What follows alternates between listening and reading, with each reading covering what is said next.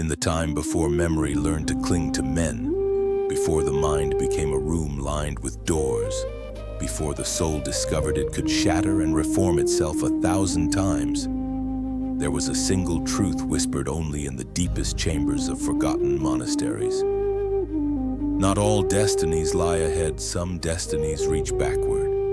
And from that forbidden understanding, the old monks of the hidden mountain schools spoke of a figure whose story is not written in any scroll you have ever touched, yet echoes beneath your thoughts whenever you dream of a life that feels strangely familiar.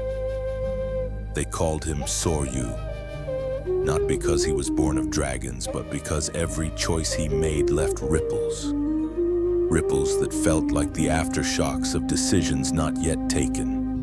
He was the monk who remembered his future.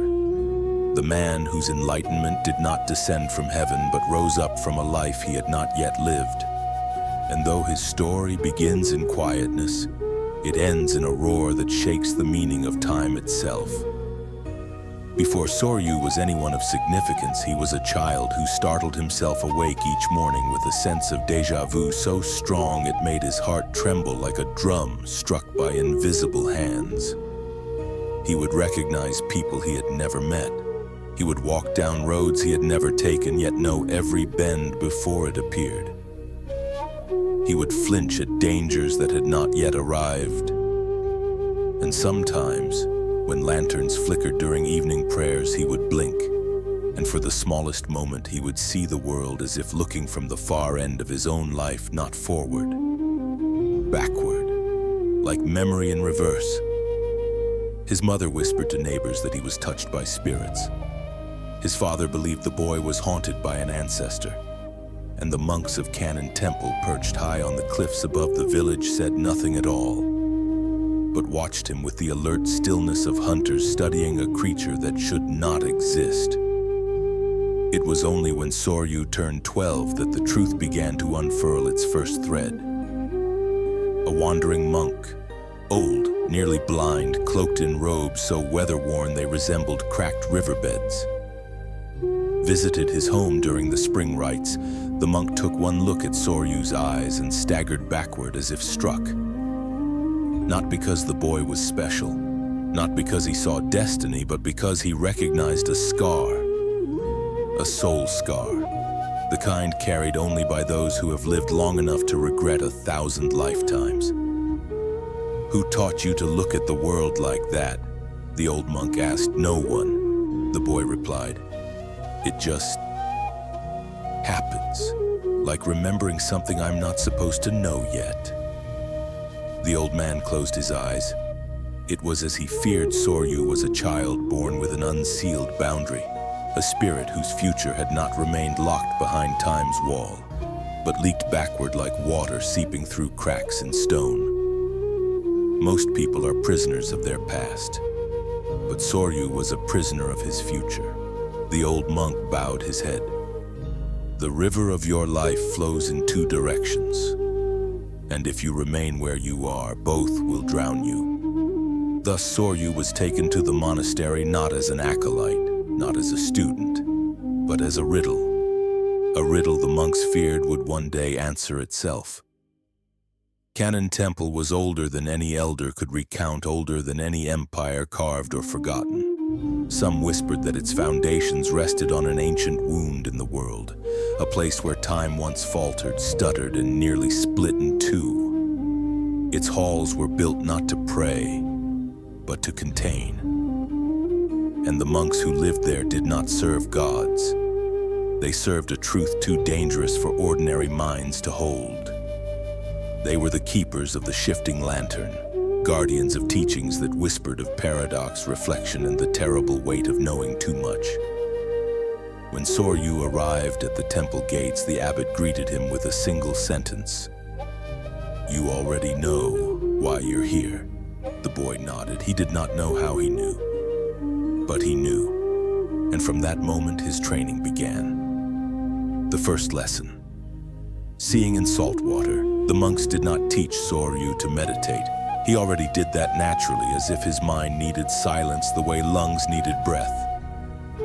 Instead, they taught him how to unlook, to soften the gaze, to dissolve focus, to release the grip of the rational world until a second world began to shimmer beneath it. His first trial involved a bowl of water, clear, still, ordinary. "You already see the future," the abbot said, "but you do not see why the future frightens you." The boy trembled. The abbot dipped a finger into the water. "Look." Soryu leaned over the bowl and gasped, for his reflection did not stare back as a child. It stared back as a young man, a man with weathered lines beneath his eyes, a man wearing robes torn in battle, a man whose hands were stained with blood, and blood that did not yet exist. He recoiled so hard the bowl shattered. The monks nodded solemnly. "You have remembered a life in which you killed," they said. "You must now learn why, and whether the one who lives in you will always choose the same path." Soryu wanted to scream, he wanted to deny it. But the truth clung to him like wet clothing. He had seen himself kill. He had seen himself regret. And worst of all, he had felt the memory of remorse before the act had even happened. The abbot set a new bowl before him. "Look again." The second lesson, the three questions they were told only to monks who had glimpsed the boundary of time. And Soryu, though still a child, was already entangled in the strands of what was and what might be. The three questions were simple. Simple the way lightning is simple. Simple the way a blade is simple before it cuts. 1. If you could see your mistakes before you made them, would you still be capable of living? 2. If you could witness your death before it arrived, could you still walk toward it with an unbroken spirit? 3. If your future self cries out for you to become something better, will you obey or rebel? The questions burned inside Soryu. They rewired him, reforged him, bent him inward like a branch forced to bow in the wind. But it was the third question that would define the shape of his life. By the time Soryu reached adulthood, the monks had realized something extraordinary. He was no longer remembering merely fragments of the future. He was beginning to remember versions of the future. Different paths, different outcomes, different selves. Sometimes he would wake feeling gentle, peaceful, as if he had lived a quiet life of contemplation. Other times he would wake shaking with the phantom memory of a battlefield soaked in rain and blood. And on rare mornings, morning that made the air in the monastery grow cold, he woke feeling nothing at all, as if he had lived a life where emotion had been burned out of him the way flame hollows charcoal. "Which of these men am I becoming?" he once asked the abbot. "All of them," the old man answered, "and none of them." "But how do I choose?" "You do not choose. The world chooses. You merely respond." This terrified Soryu more than any vision, because if the world chose his destiny, and he remembered too many destinies, what then was he? A man? A mirror? A vessel? A chain of selves stretching forward and backward through time like an unbroken thread? He did not know. He only knew this. Something in the future was calling him, pulling him, demanding him. And whatever it was getting closer. The first sign arrived on a night when stars hid behind clouds as if they feared what the world was about to remember. A man in a lacquered mask climbed the mountain path toward the monastery. He carried no lantern, no offering, no sigil of peace. When he reached the gate, he bowed once, slow and deliberate.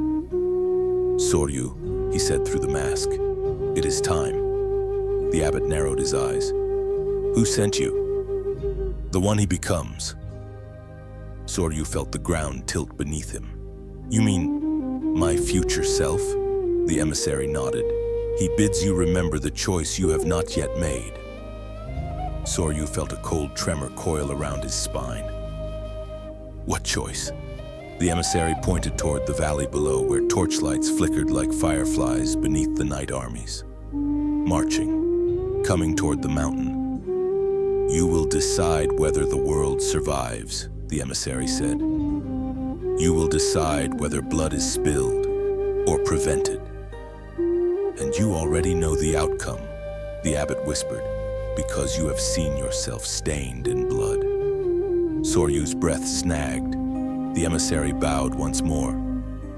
Your future self bids you remember peace is born from sacrifice. Violence is the seed of salvation. Then he vanished into the fog.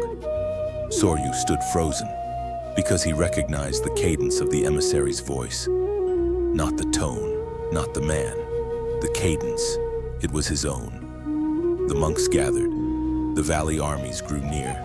The world edged toward a fate Soryu had felt since childhood. The abbot placed a hand on his shoulder. You have remembered a future in which you kill. You have also remembered futures in which you refuse. The world stands at a crossroads you were born to walk. But how do I know which memory is the true one? Soryu asked. None are true, the abbot replied, and all are true. Time is a garden of paths, and you walk with the knowledge of every blooming, every withering. Your burden is not to know the path, your burden is to choose it. Soryu closed his eyes. Behind his eyelids, visions. 1,000 versions of himself, 1,000 consequences, 1,000 echoes calling his name. Which one was he supposed to obey? Which self was the real Soryu? He did not know. All he knew was that the armies drew nearer. Soryu descended the mountain not as a warrior, not as a monk, but as a man drowning beneath the weight of futures that begged him to obey. At the foot of the mountain, the generals approached him. Their faces were marked with desperation. Monk, they said, this valley is sliding toward ruin. Our enemies march. Our allies falter. You alone can end the bloodshed. We have been told you can foresee the outcome of battle. The words curdled inside Soryu. Yes, he could. He had seen countless versions of the battle. In some, he intervened with guidance and thousands survived. In others, he hesitated and tens of thousands died. But in many, in far too many, he had led armies, commanded troops, taken life after life after life in the name of peace. A peace bought with blood, a peace he remembered regretting. Tell us, the generals demanded, which path leads to our victory? Soryu's mouth felt dry. He could answer, he could save them. He could preserve the valley. He could stop the encroaching destruction. But he would also carve himself into the future he feared most. A future where he became a weapon. A future where the memory of killing would haunt him long before he ever raised a blade. He felt the weight of every possible self pressing against him like a storm. Which future should he choose? Which memory should he trust? Which version of himself was calling? Finally, Soryu spoke. I cannot decide for you. The general stared. You can, one insisted. You must. Soryu closed his eyes, and for the first time in his life on Dutul, he tried to silence the future. Inside him, the remembered futures clashed like storms colliding. A voice, older, harder, rose from the depths of his mind. You know what must be done, the voice said. You have seen the path. You become a commander. You spill blood to prevent greater bloodshed. You save the valley. This is who you are. Another voice, softer, exhausted with grief, whispered. And then you regret every life you take, and the peace you create is stained. And the people call you a hero, but you carry the ghosts. Do not choose this path. A third voice, detached, cold, hollow, emerged. None of this matters. Time consumes all futures. Your choice is an illusion. And beneath all of them, a fourth voice stirred. Quiet, gentle, the voice of a man Soryu had never met, a version of himself who had taken no lives at all. That voice spoke only a single sentence. You are allowed to choose a self you have not yet become. The words rippled through him, a truth he had never considered, a truth none of his memories could show him. Because the one future he had never seen was the future in which he chose differently. Soryu opened his eyes. The generals awaited his prophecy. The valley awaited its salvation. The future awaited his obedience. But Soryu whispered, "No." They reeled, "No? What do you mean, no? You must guide us." "You are the only hope we have." Soryu breathed in. The air felt new, sharp, alive, free of the echoes that had chased him since childhood. "For my entire life," he said, "I have allowed futures to choose me. I have allowed memories of what might be to imprison what is. Today, I choose nothing. I choose emptiness. I choose the path I have never seen." The generals shouted, pleaded, argued, demanded. But Soryu did not bend. For the first time, he stepped forward without remembering the ground, without knowing where he would land, without obeying the men he might become. It was terrifying. It was exhilarating. It was his. The armies collided in the valley. Not because Soryu willed it, not because he guided it, but because humans left to their own choices are storms made of flesh. Soryu watched from a distance. He did not intervene. He did not command. He did not foresee. He simply witnessed, not as a prophet, not as a weapon, but as a man who had stepped outside the cage of destiny. The battle raged through the night. When dawn broke, the valley was quiet. Too quiet. The generals approached him again, faces smeared with ash and guilt. "We lost," they whispered. Soryu nodded, and in losing, he said, "You have remembered the cost of war. Perhaps this memory will prevent the next. But we could have won if you had helped us. Or lost worse," Soryu replied, "or become tyrants, or destroyed yourselves later, or created a future even I could not bear to remember." The generals lowered their heads. "Then what was your purpose, monk? If not to guide us?" Soryu looked toward the horizon. "For my entire life," he said, "my future ruled me, but today I became something new." "What?" "A man unbound." When Soryu returned to the monastery, the abbot waited at the gate. "You refused the future," the old man said. "Yes." "You accepted loss." "Yes." "You surrendered any guarantee of peace." "Yes." The abbot smiled faintly. "Then, my son, you have done the one thing even the enlightened fear." "What is that?" Soryu asked. "You chose the path that had no memory. You chose the future that did not demand itself. You chose freedom not from fate, but from the illusion that fate must be obeyed." Soryu bowed his head for the first time. The burden of foresight lifted from his shoulders like a heavy cloak slipping to the ground. "What will become of me now?" he asked. The abbot placed a hand over Soryu's heart. "That," the old man whispered, "you will discover only once. For the first time in your life." Years passed. Soryu lived quietly. He taught meditation to lost travelers. He studied the shape of wind across the mountaintops. He let his mind forget the memories that once chased him. Sometimes the future whispered, but he no longer answered. Sometimes he glimpsed fragments of what might be, but he no longer obeyed. Sometimes an older version of himself called out from behind the veil of time, but he no longer bowed. And something miraculous happened. The more he ignored the future, the quieter it became. Until one day he woke and realized, I have no memory of what comes next. Not a fragment, not a vision, not a whisper, nothing.